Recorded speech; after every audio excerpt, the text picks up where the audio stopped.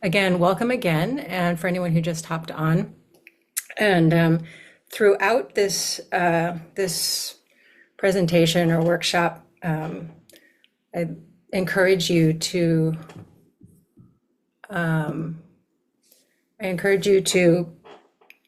move your body periodically. All right. So again, you are a Mingjue body. You're an embodied consciousness. And so you get to choose, you get to feel, you get to experience your body and choose how to respond, right? So if you don't want to sit there like a regular science boring lecture, please stand up, do hang ha, just please mute yourself, do whatever it is that you need to do. Okay. All right. So let me get started.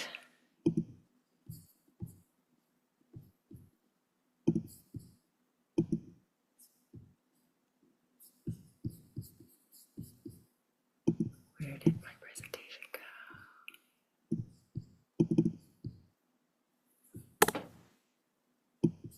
Okay.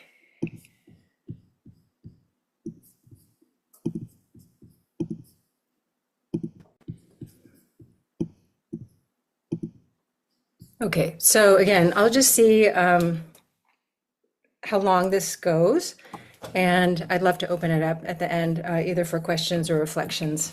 Okay? And if you aren't already, please mute yourself. All right. So really today, we're just going to be talking again about the clinical correlates of Mingjue and Qi science. All right, so these slides, the ones that have Teacher Wei's what is this called? The logo will just connote that this is this is directly taken from his content from this current 8-month course. All right.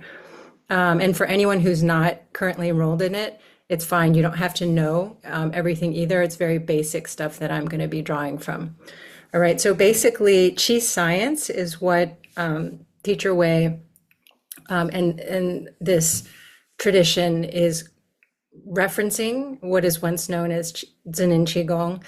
And at the end, by the end of it, you'll kind of understand why it's going in this direction. But really the objective, the hope is that through learning and practice to research the characteristics and principles of Qi, and then to serve human life in the world, okay?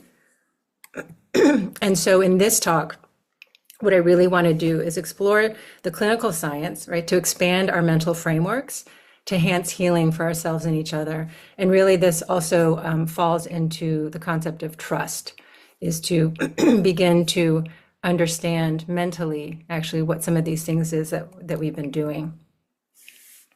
So this one is taken directly from the website, daohearts.com. Mingjue, this term, really, it just boils down to two characters, Ming, meaning clear, Jue, meaning awareness or observer, okay?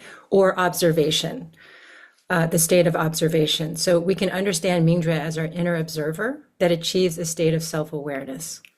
Okay, so even that can feel opaque to some of us.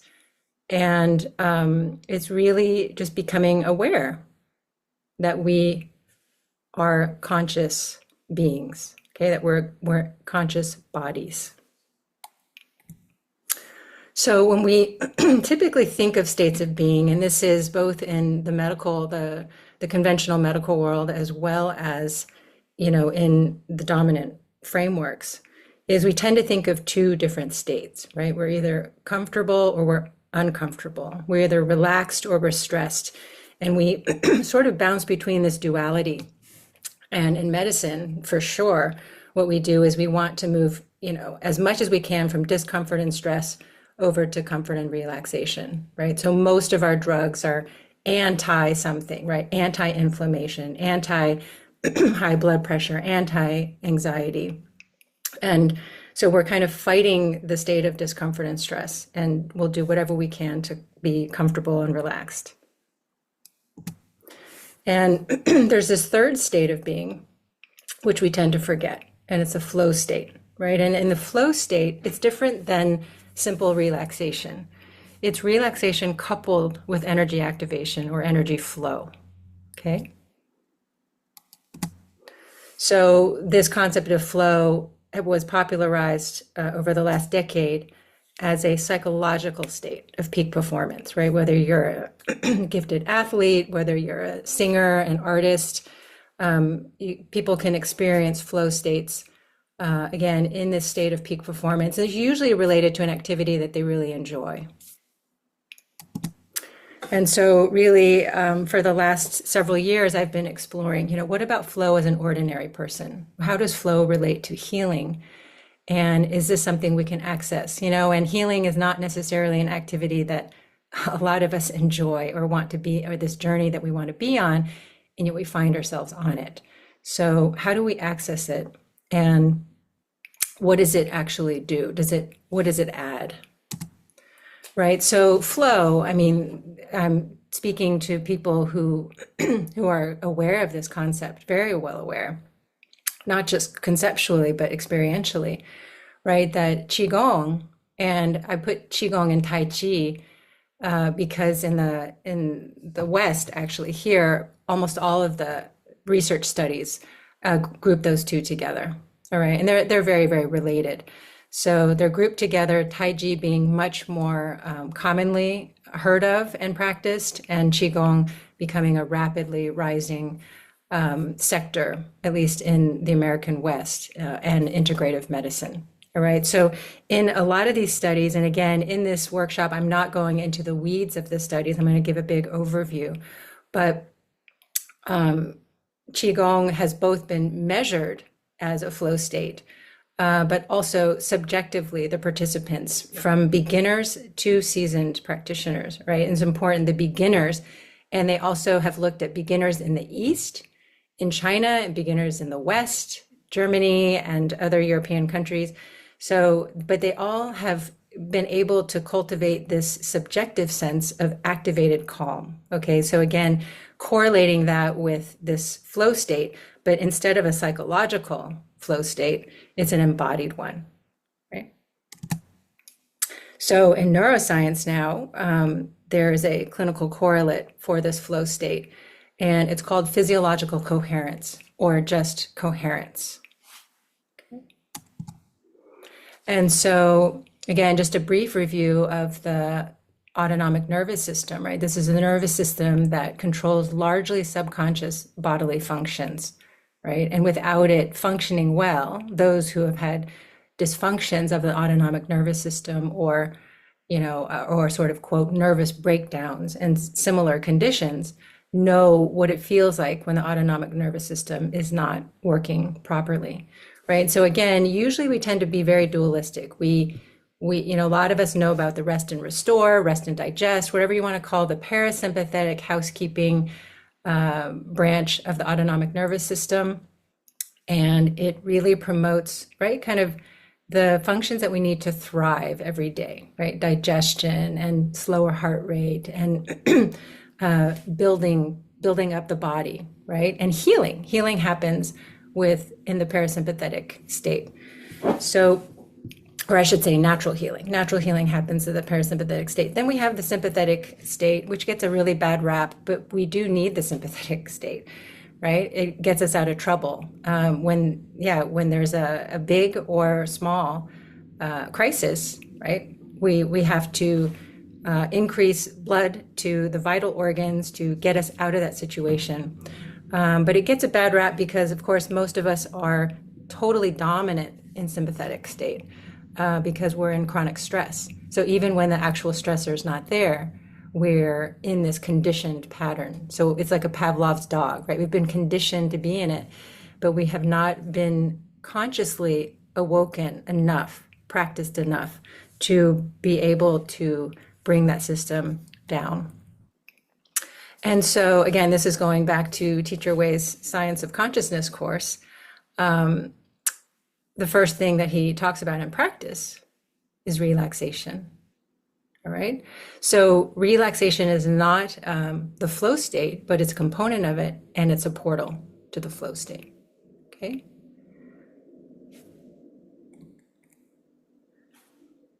So yeah, this was just reiterating what I just said. And so the next piece I wanted to just jump into is observation. So he talks about the shu sound and opening the inner space, right, to subtle energies, and the emptiness is part of observation, but the deeper practice is actually observation. Okay, so when we are practicing that, we're already beginning to not just relax, but we're relaxed because we're observing and connecting to the subtler dimensions of our being and the world. All right, so this does something really important. Okay, so these are human brain waves, and normally we're in beta state. Okay, so we're thinking, we're alert, we're analyzing, we're judging, we're doing these things all the time. There's an estimate, nobody has agreed on how to measure a thought. So depending on how you measure it and with which modality, it's anywhere from like 6,000 to 60,000 thoughts a day. Okay, so we're continually doing this, whether we're aware of it or not. And so in neurophysiology, right, coherence as flow, we actually call this incoherent, all right, an incoherent state. And this is referring to the energy flow, but it can actually refer to me not making sense, right? Because my mind is just going. So when we shift to a relaxation state where we're observing and we're concentrating, again, in a way that's relaxed, we shift into alpha, okay? Just by that simple practice, right? So if you're feeling like, oh my God, nothing's happening in my practice and I'm doing this and I can't experience subtle energies, it doesn't matter. We just shift from thinking to looking, listening, and observing, okay? And in this state, we become very creative, right? So again, we open more, the brain functions more coherently, okay? So this is a coherent state. So one thing I want to encourage you right now is instead of thinking and looking at the screen or looking at me, is can you shift to looking and listening?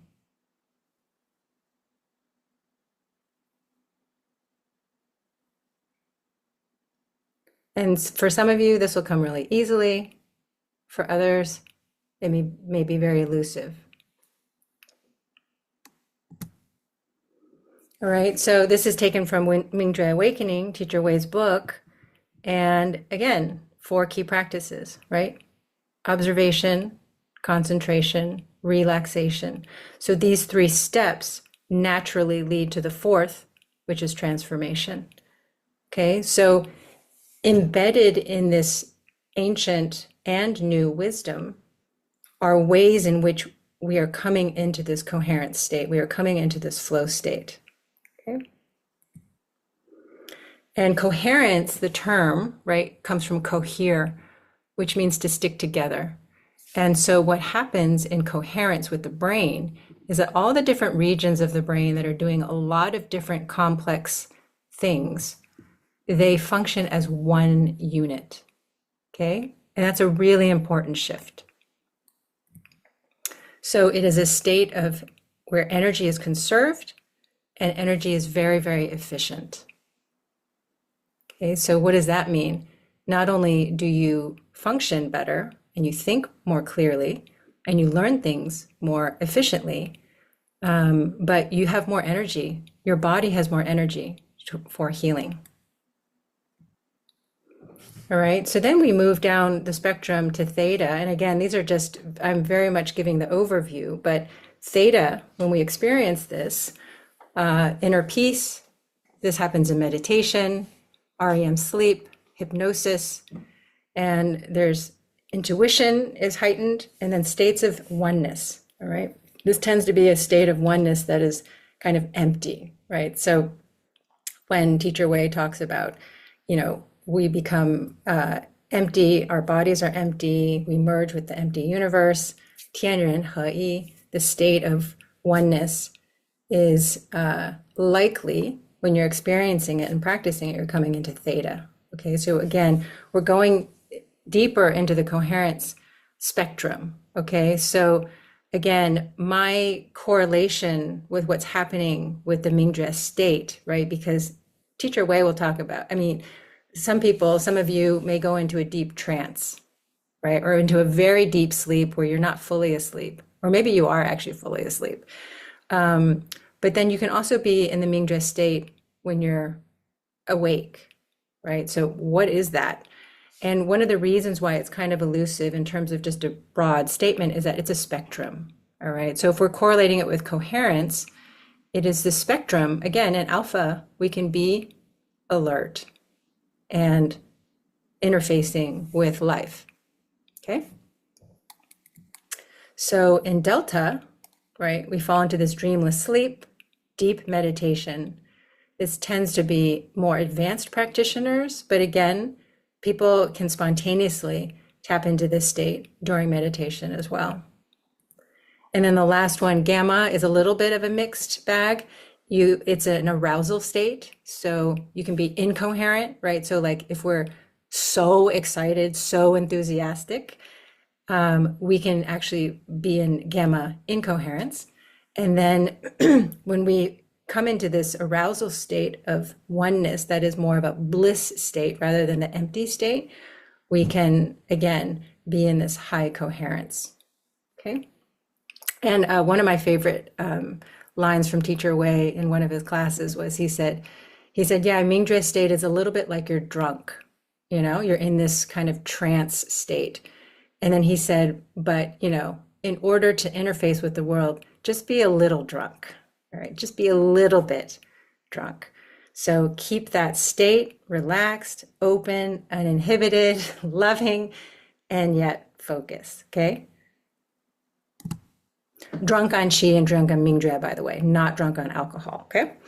So, and this is just, again, this is just a study that was really talking about when our brain is in coherence, one of the reasons, there's multiple reasons, but one of the main reasons is that it's a peak healing state, is that the lymphatic system, which is a system that's somewhat like the lymphatics, right, which clear all sorts of toxins from our body, that's operating all the time. We tend to overlook it.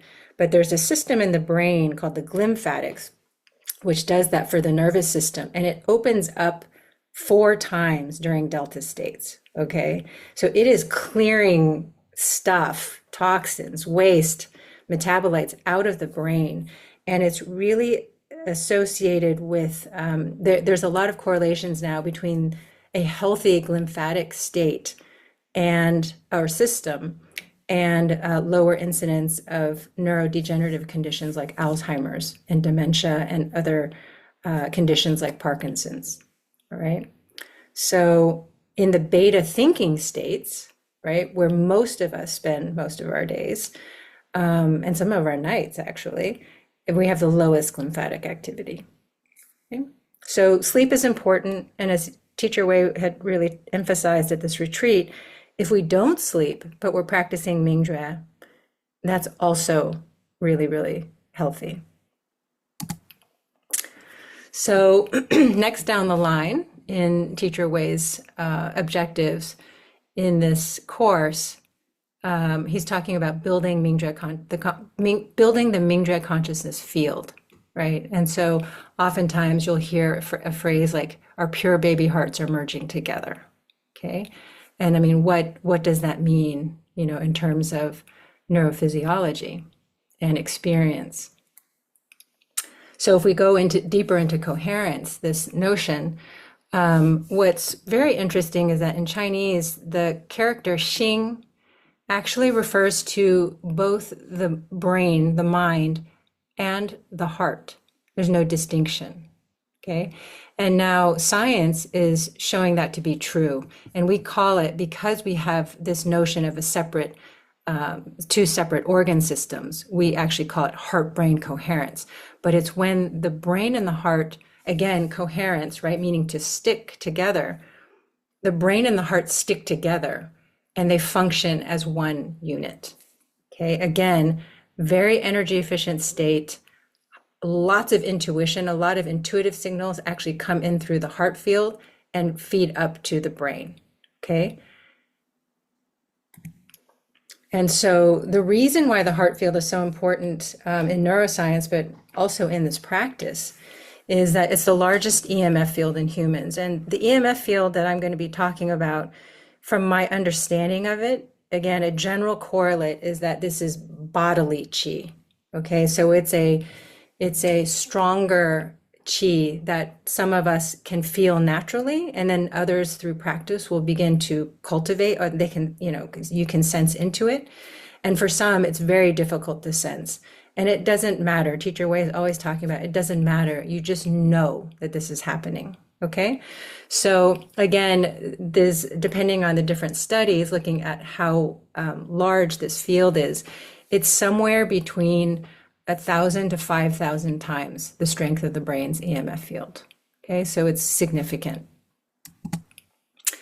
And what happens, right, when we come into heart-brain coherence and we have this heart coherence, is that because of the largeness and the strength of this field, we come into whole body coherence. The body can come into one and everything can stick together. And in that state, the cells function optimally. So healing is optimal, you're relaxed, right? You're observing, everything is flowing in a much more efficient way. All right, so the flow state, just like this young woman who's getting ready for a tennis serve, right? What's she doing? She's going back and forth. Why? Because she can then be ready for anything that's coming her way, right? So that's what happens in coherence, is that, again, it's not like I want to be in parasympathetic and stay there. It's no, I want to actually exercise both branches in a very healthy, flexible, resilient way. This is actually the physiological definition of resilience, right? The capacity to bounce back, the capacity to respond to anything. So we want actually this beautiful volleying between the nervous systems.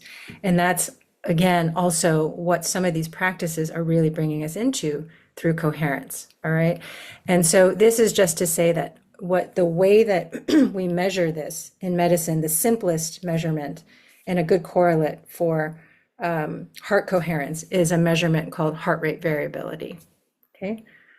And the reason I'm explaining that is because I'm just going to be going through some of what heart rate variability looks like. So in general, you want higher heart rate variabilities, okay? It means you have a much more flexible nervous system to respond.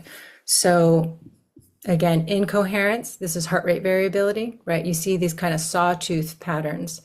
And so this happens when we're not even frustrated or anxious. This happens when we're thinking, when we're analyzing, when we're judging, okay? But you add incoherent emotions to it, right? This is one area of practice that we're really, really practicing in Qi science and Qigong, is to, how do we transform these emotions into ones that are coherent, right? So positive emotions, gratitude, love, care, all right? So it shifts, again, the heart waves, the heart rate variability waves, into these beautiful, smooth patterns, okay? And then healing doesn't just happen naturally, it actually happens optimally, okay? So you think about all the people who've been having kind of miraculous healing experiences or miraculous transformations of their emotional states or their relationships. And we're really looking at, oh, something beyond natural healing is happening.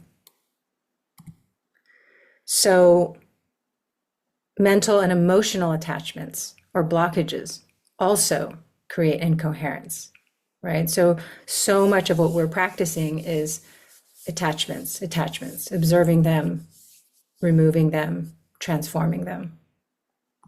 even attachments that we deem good. Okay. And then the term that is often used in Qi science is harmony or harmonizing information. Okay. So as far as I understand, harmony, coherence, flow, they're all speaking of the same thing. So my preference, instead of good information, which is something that the judging thinking mind can judge and think itself into incoherence, is to call it harmonizing information, right? So we relax the duality between good and bad. And also harmonizing is a process. So sometimes we might not be fully harmonized in our information, but we are harmonizing, okay? And again, if we are thinking, this is not thinking positive emotions. It's not positive thinking. Because if we do that, we're in the beta state, right? We're in the incoherent, non-Mingjue state. This is a full body, open-hearted experience of harmonizing emotions. And so the next area I want to really highlight is group coherence. Okay, so if the EMF field, I didn't actually say, is it's measured to be on average about 3 feet out from the body, right? It's like this torus shape. It's like a big donut. You can imagine a big donut flowing. And since it's so large, and some people, it's been measured out to be as far out as 10 feet, okay? So again, this is going to differ from individuals. It's going to differ from the field that they have flowing. But the average person, even people who are not practicing flow, it goes out about 3 feet, okay? So when we are together, we are in each other's fields, literally, okay? So if you're feeling something a little bit off or a little bit, oh my God, vibrant, I like this person's vibes, it's often related to this field. And again, this is just the EMF field. So it's probably what I think is the bodily chi. It's a stronger field of subtle energies.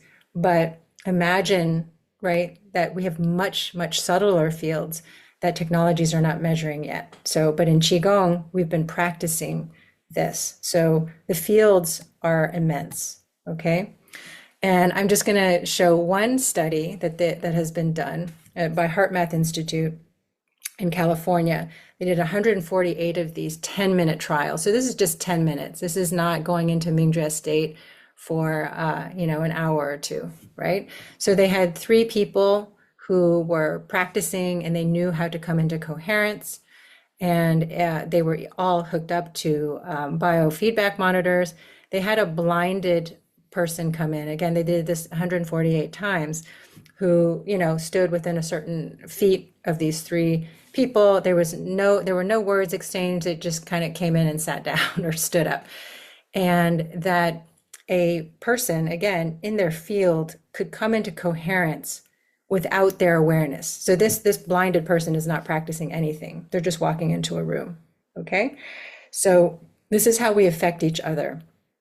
This is how, when we walk into a room, we can naturally relax and feel the light because it's actually happening on an energy level.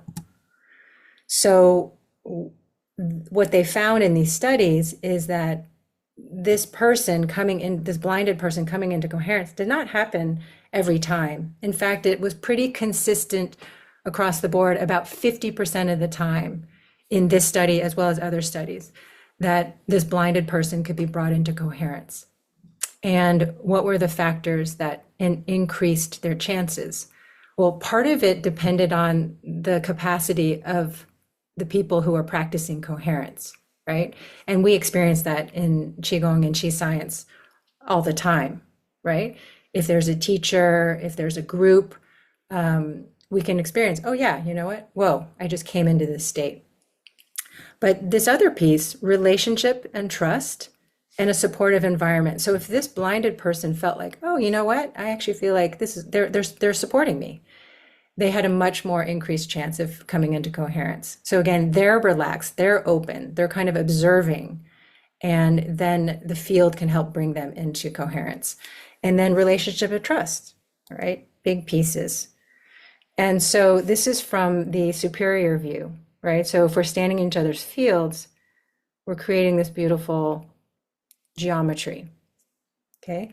So the other piece about coherence is that if you remember the waves, right, that the coherence waves are much stabler, right? They're regular in pattern.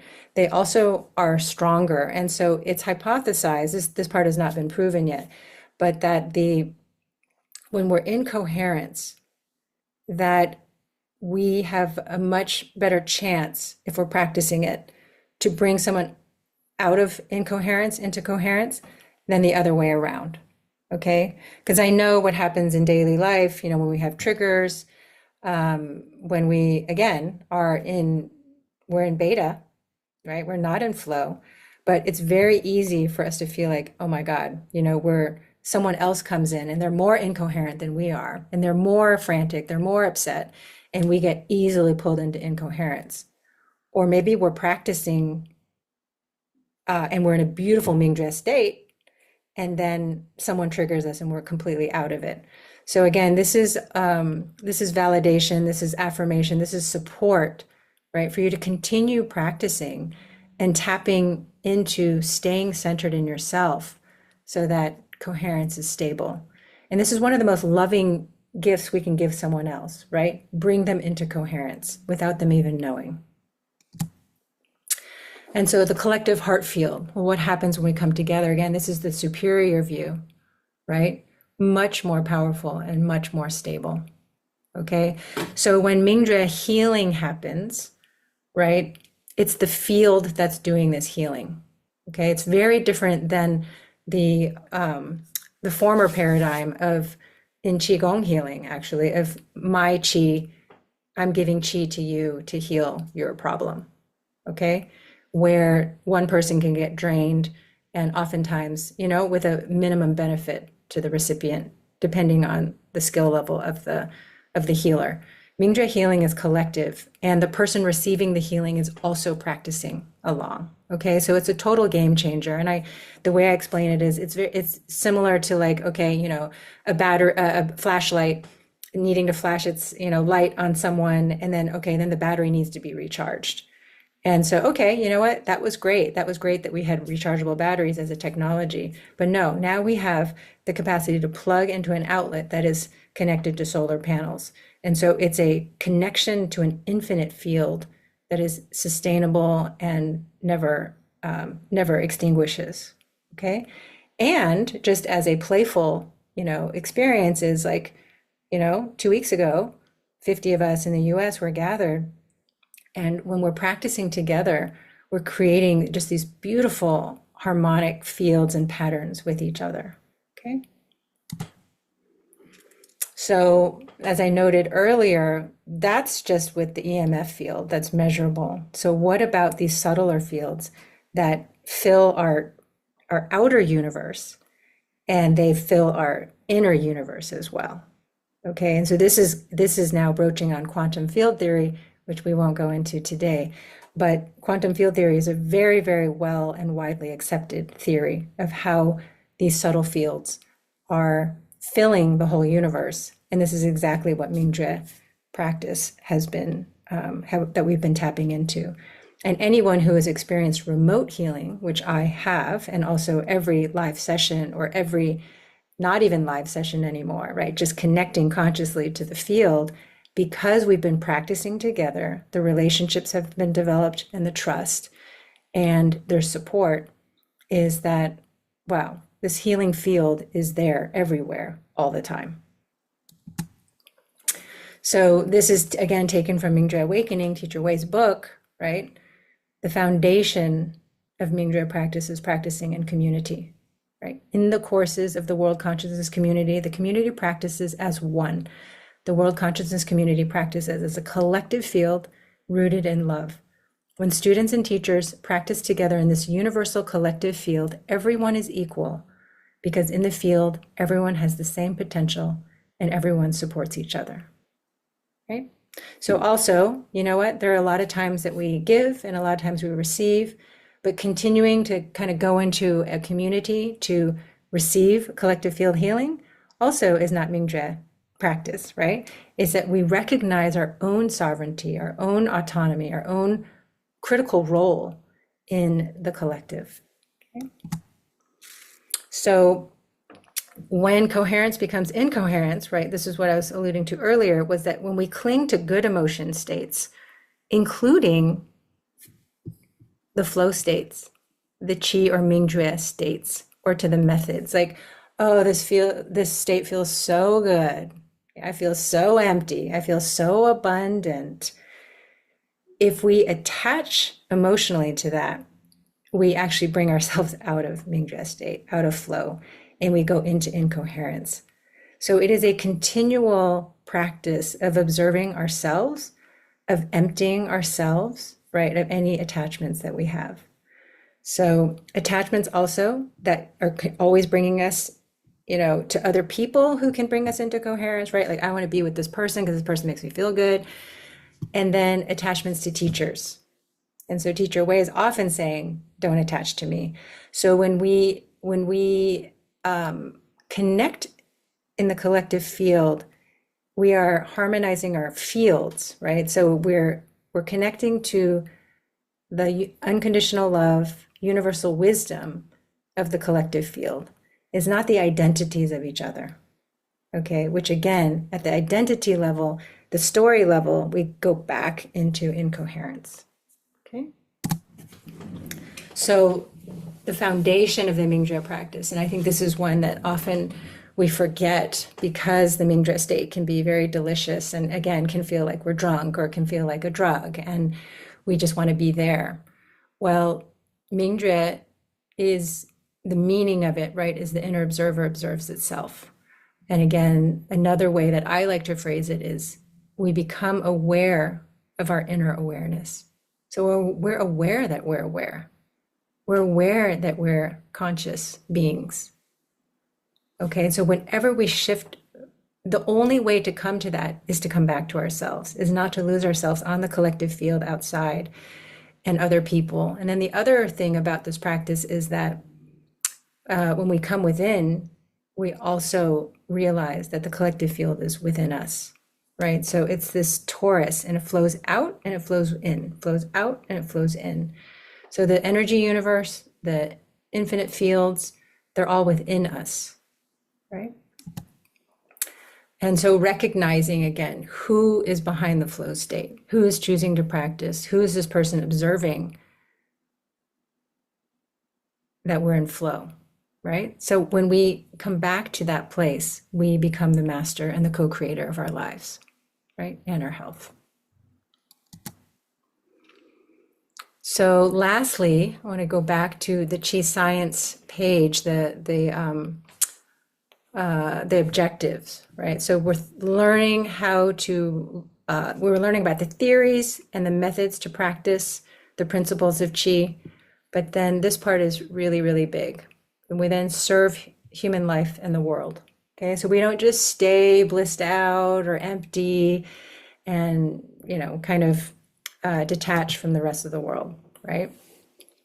So the methods we've been learning, right? The shu sound, again, emptying, right? The shu sound means that form dissolves into energy and then energy becomes finer and finer. So this gives us a sense of oneness between our bodies and the universe, right? And so instantly we can shift our brainwaves. Okay, the n sound, we shift from thinking, analyzing, judging to coming within ourselves and we observe. And again, changing our brainwaves. And one thing I wanted to show you also was that when we practice an upper dantian, right? So when we do shu and we empty our upper dantian space, or we do the n sound and we come back to Shinji Palace here, right? Shinji Palace roughly correlates with the pineal gland, and then upper dantian with these organs here. And so basically motor coordination, sensory perception, pineal gland is intuition, and also the master circadian organ, regulating all the other glands in the body.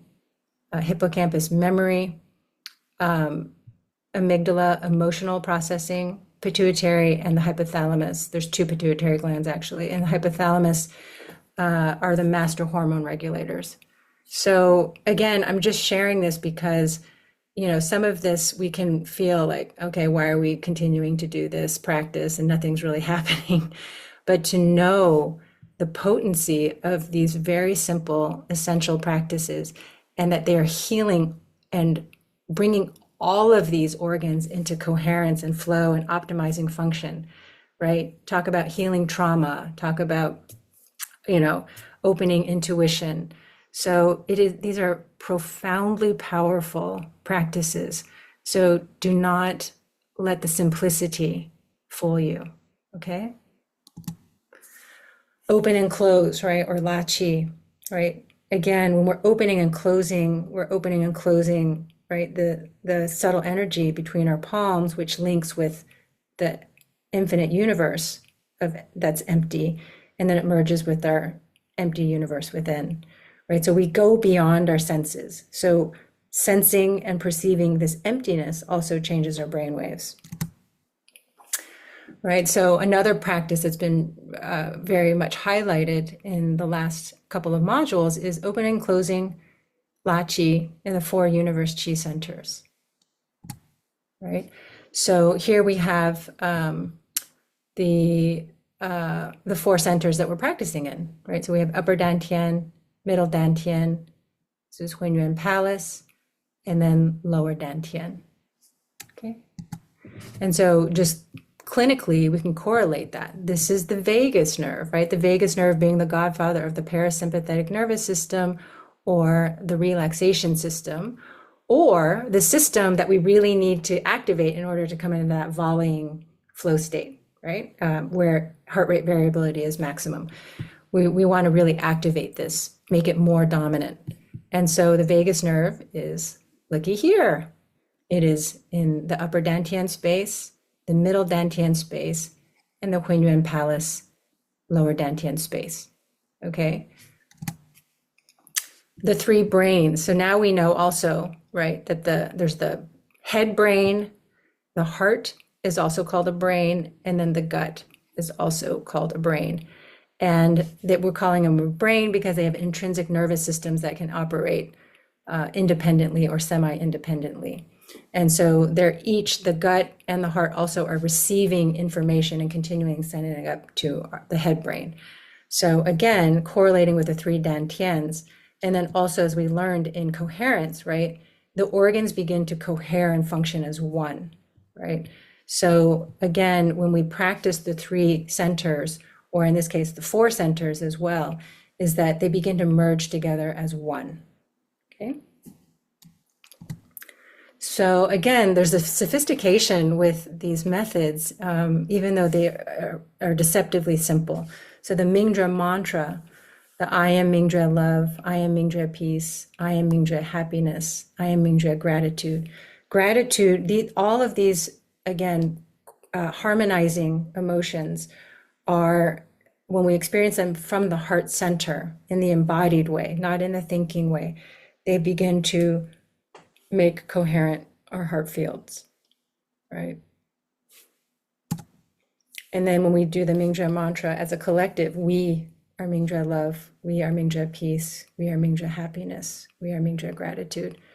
We are activating the collective, bringing the collective field into coherence, all right? Or what I call the big I, because it's a collective field, but then it becomes unitive as well.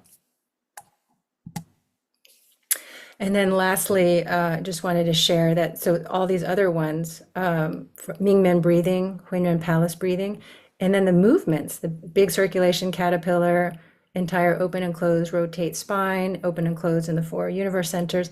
All of these are breathing methods, right? Either literally directly working with the breath, or it's the body as breath, right? Opening and closing, gathering and dispersing, in and out. And so breathing is another tried and true method, scientifically anyhow, that can bring us into coherence. Okay, so, and then in Mingjue practice, you bring all of those things together and you bring universal mind, collective field, massive heart fields, big consciousness fields, and into the body movements.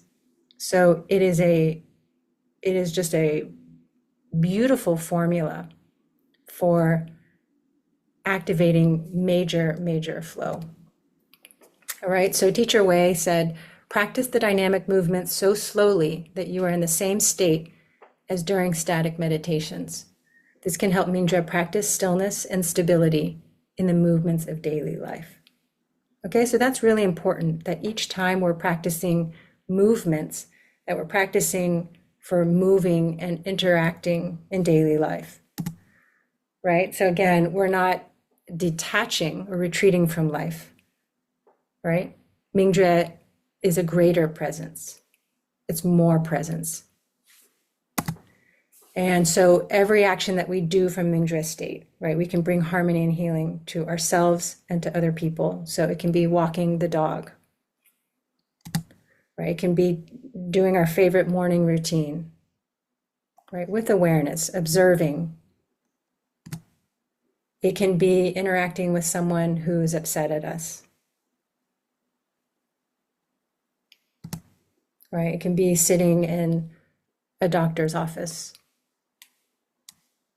What would that be like? How would that encounter change, right? If we are practicing coherence and coming into that visit, helping to bring the healthcare practitioner into coherence, bringing coherence to how we face the world, right? And everything in the complex level of duality. And so one of the, I guess, the big ahas for me was that I had always thought of, Qigong as, oh, like we're rediscovering ancient wisdom. And it's coming back. And at the same time, one of the reasons why I really appreciate this reframing of Zen and Qigong and all the other names that this lineage has gone through to Qi science is that it's the ancient and the new. The new information, the new science is actually changing the way the ancient wisdom has evolved, right? It's making it more accessible. It's making it more relatable.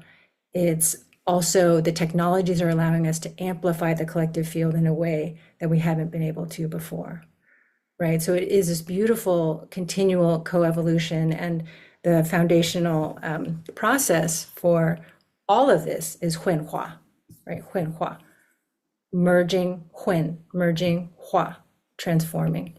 So everything is continually merging and transforming and co-evolving, co-creating each other.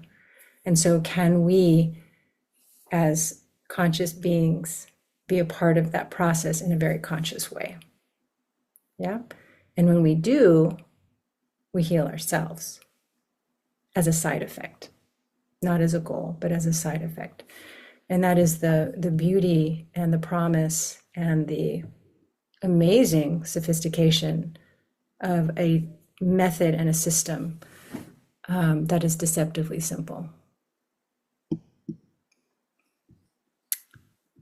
So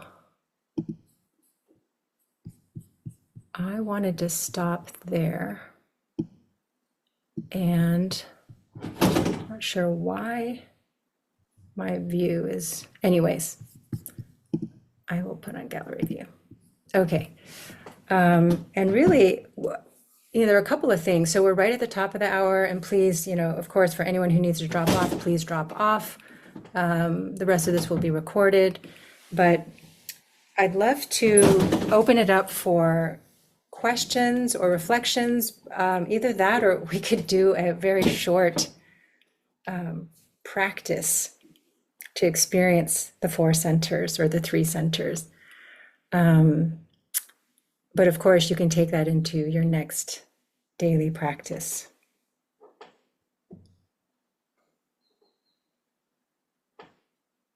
Yeah, Tom.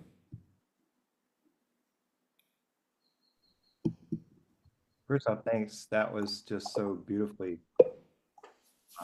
brought forward for all of us. I got a lot of great benefits. What it brought up for me as a guy who came out of the business world and very much lived most of my life in beta, how this work has started and continued to transform me. But I was surprised. I got a heart math monitor, which measures heart-brain coherence. Mhm. And even with all my practice, I was surprised that I wasn't in incoherence at different times, and that I really didn't understand in my body when I was moving into coherence. And that monitor really helped me start to get a deeper embodied sense Mm. versus my mind sense of it.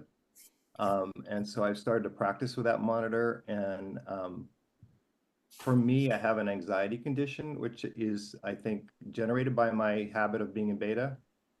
And so I think that monitor, along with our practice, has been gives me a lot of a pathway that's been very helpful. Yeah, thank you for sharing that. Both your experience, but also the suggestion. So yeah, there are biofeedback monitors that you can get. They tend to average $200 or $300. You can get kind of fancy. There are ones that measure brain coherence, and then ones that measure heart rate coherence. And most of them are they link up, to an app on your phone, so you can measure it wherever you are. And yeah, and for a lot of people, I've heard they're just like, oh, I've been meditating, for 5 years, and then I didn't realize it was just like totally staying in my head. I was not bringing it down, and so, or I wasn't getting into that state. So it can be very, very useful. Yeah, yeah, absolutely.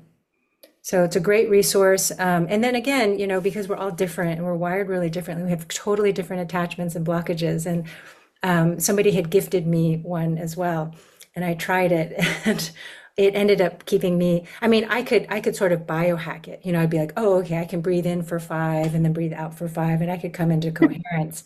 But it, um, but it kept me kind of in thinking mode, because I was thinking, I was analyzing what was I doing.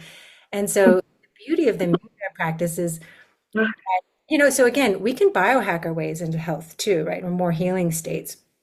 But that the Mingjue practice it's a coming back to ourselves. And to this point, Tom, that you raise is it reduces anxiety, right? It reduces these states that we each have that are challenging for us. And so, oh, if we come back to ourselves, it doesn't matter if it's anxiety, if it's detachment, if it's, anger, whatever. Oh, all of it kind of melts away, or harmonizes at once. So yeah, but they're so useful for many, many people. So do look those up if you guys get a chance.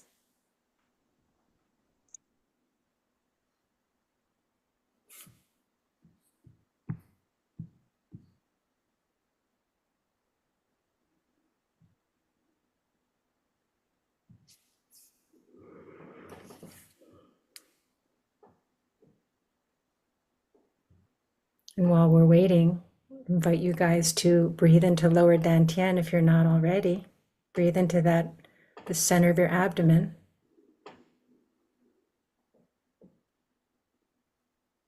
Just observing how when you do that, you return to yourself. So your primary focus is within. Right? Teacher Wei says maybe it's about 70% centered within yourself, 30% is focused on what's happening in front.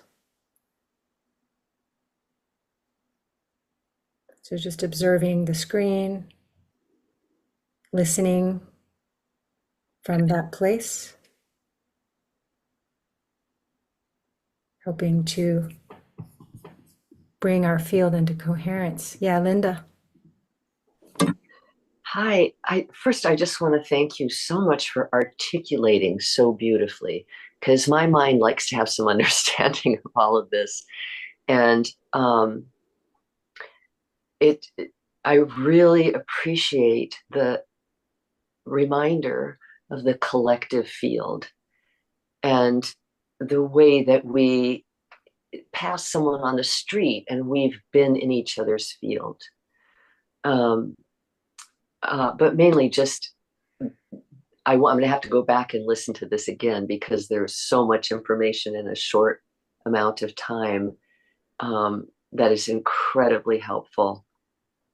And that's it, really. I'm just this has been very uh, eye-opening, and there have been a few aha moments.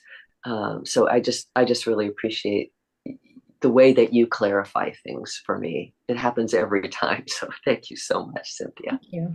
Thank you, Linda. Thank you for your presence. Eye-opening is great. And if you can allow heart opening, allow it to be heart opening. Yeah.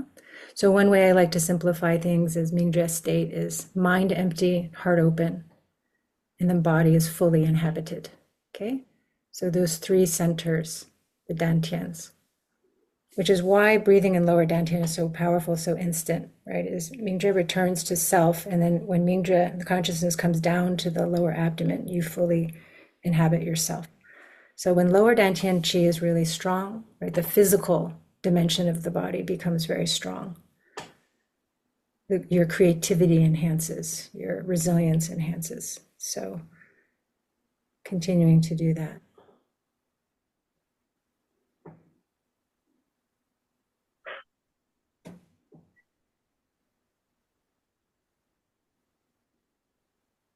Yeah, and I just want to thank everyone for showing up, you know? I mean, whether you're present right now or watching the recording later, is just, we can also, I don't know, discount the fact that we're showing up as a collective, right?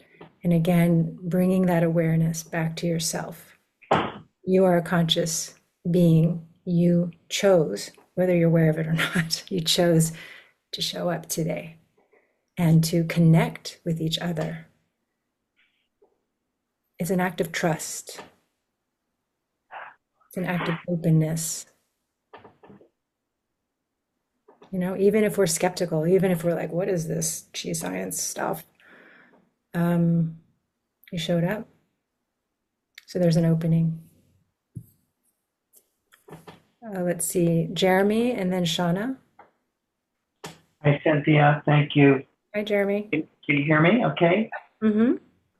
I'm trying to understand a bit more about coherence, and also, were you saying that it's kind of a one-way street, that like if we're around other fields or other people where it may be a toxic environment, and we enter that environment, you know, approximately, right? Mm-hmm. That how does coherence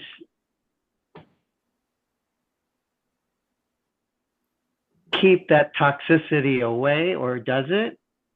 Or do we need to physically move away? Mm-hmm. It's a great question. So yeah, so I mean, energy is just energy, right? And at the energy Right. level, it's neutral. Energy doesn't really care if it's incoherent or not coherent. We care, and then our bodies feel a certain effect. So if we are not conscious, oh, and again, I don't want to say conscious. So what they've also found in these studies, and again, we're referring to the studies because we have that as data, but it's also the lived experience, right? Is that again, we can practice 5 minutes of coherence, we can practice 5 minutes of Mingjue state and be in this beautiful state, like, oh, okay, I know what this feels like. But spontaneous coherence it does happen, it's rare. All right. So the practice is to practice enough to where the default state is coherence, right? Is, oh, I know I am Mingjue moving throughout my day. Or we become so used to feeling this flow state that when we're out of flow state, we can also very quickly, oh, I feel resistance, you know, and then come back to that. So it sort of becomes its own feed forward cycle. We want to actually cultivate that. And again, if we're trying to do it for healing or awakening, it doesn't really matter. The more we practice and we stay in that state, the more we can maintain it. The more we can even maintain it as a natural state, as a default state. Okay. So that's like a level of mastery, right? And so you see people who are just like completely, you know, quote, Zen, you know, amid some like riot or something. Those are like people who can keep and maintain that state. For most of us, it's going to be a physical removal from that field. But again, if we're aware, we're not just kind of avoiding it. We're not just, oh my God, I can't handle it, I'm just going to leave. No, I'm going to leave because I recognize I've lost my Mingjue state. I'm going to practice and come back into it. And so we can do incremental exposures, right? So like going into like a mass protest about something might be a little bit intense. Or even going into a family reunion that's really large might be a little bit intense. No, so practice and this is my series in Mingjue Daily Life. We practice actually with images of things, right? We practice like what I showed today. Oh, there's a doctor, oh, there's someone upset at you. Practice with that. What is your state, right? And then in your home, oh, you know what? I'm going to walk into this room where I last had a conflict with, my teenager, and just practice maintaining that state when you have, in the incremental zone, right? So you're a little bit challenged, but not overly challenged to where you're going to lose your state. Okay? But you want to find that zone of discomfort and then practice into that. So yeah, and you might surprise yourself. Now, what we've also found with Mingjue practitioners is that practicing, doing incremental exposures and training your gongfu. But then oftentimes what happens is that there's a major crisis happening. Maybe it's overwhelming pain. Maybe it's everything in your life is falling apart. People dying, people having major health problems, right? Losing your house. I mean, like everything. And then Mingjue is fully present, right? Because it's so much that there's nothing that the reference framework can hold on to anymore, cannot clasp on because it's too much. And then Mingjue is fully present. So sometimes it happens that way, but that's usually for people who've been practicing a lot, right? And then you have a really big trigger and then Mingjue is there. Okay, but it's a great question. So again, Mingjue is not a retreat, right? It's not a retreat. So if you're in a place and it feels really toxic, it is about you being present to yourself. How can I be fully present? So think of that field, right? So it's naturally transforming. So it's not a small field that's protecting you, which is actually incoherence. It's a flowing field. And so, you might affect people around you, right? But mostly you're just staying open, you're staying flowing. So even that visual of that field can be really helpful. All right, so Mingjue is centered, but energy is flowing. Okay, heart is open. Thank you for that. Shauna. Thanks, Cynthia. Thank you for your beautiful presentation. This question is about you saw your representation of the field of beings, sort of, or originating from beings, and then you alluded to the quantum level. So in Shineng Qigong, it seems to me there's a permanent or stable healing field that has been created over time that it exists kind of in a timeless realm. Yes. And I'm just wondering if you could make any connections in terms of science between what's measurable and this kind of other way that's key to Shineng Qigong healing, really. Yeah, absolutely.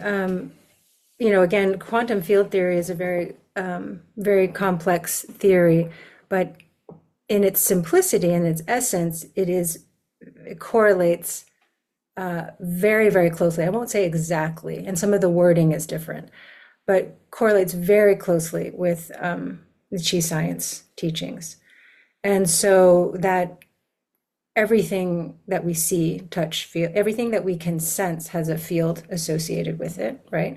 And so like the chair you're sitting on, we're not really sitting on the chair. It's our two fields kind of creating this cushion that then feels like we're sitting on the chair, okay? And so, but that all the empty space is also filled with fields, right? And then I don't have to go into it, but anyways, there's 4 general different categories and different varying strengths.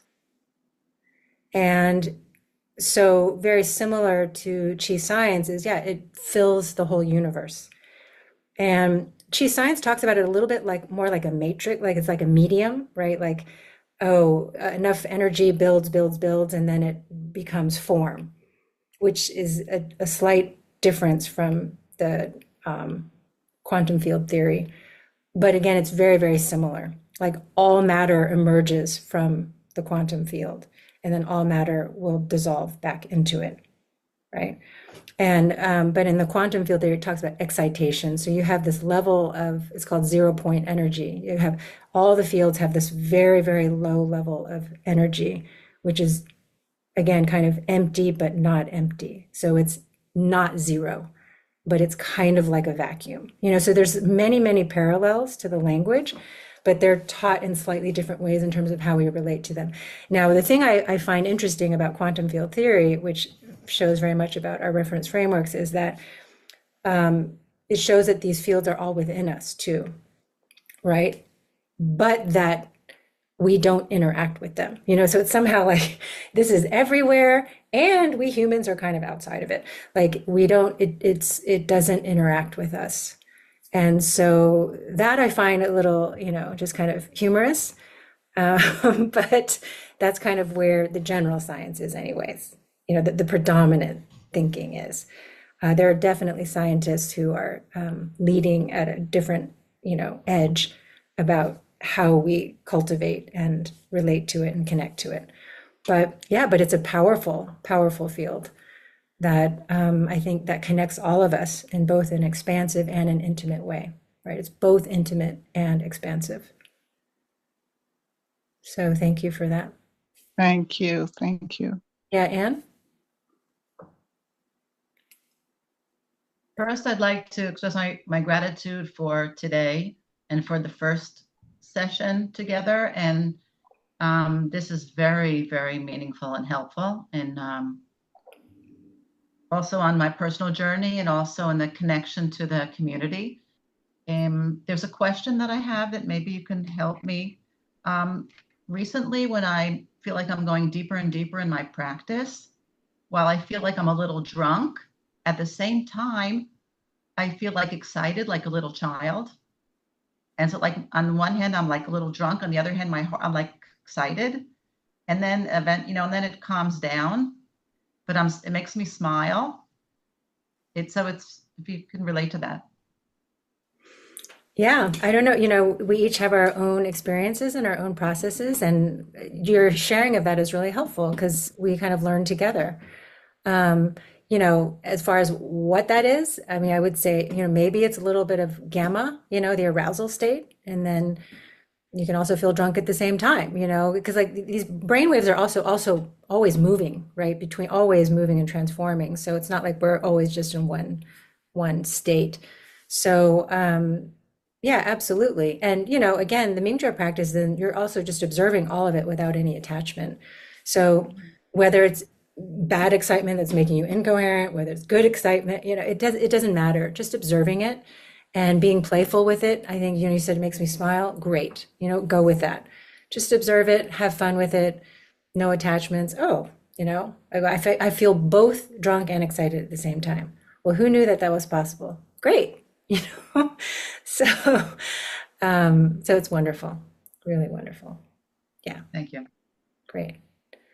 All right. So let's wrap things up and invite you all to unmute yourselves if you want to. We can give a collective, let's do a collective Wen Yuan Ling tone. Tone. Mm-hmm. Yeah. All right. And it might sound a little inharmonious, but we know that it's harmonizing. Okay. Right. Okay. 1, 2, 3. Wen Wen Yuan Yuan Ling Ling Tong. Tong. One one linh thong. Kun yuan ding tong. One one linh. Kun yuan ding tong. Kun yuan ding Hòa tong. Nguyễn Linh Thông, One linh Hòa Nguyễn Linh Thông, Kun yuan ding Hòa Nguyễn tong. Linh Thông, Hòa Nguyễn Linh Thông. Kun yuan ding tong. There's Korean. Nguyễn Linh Thông.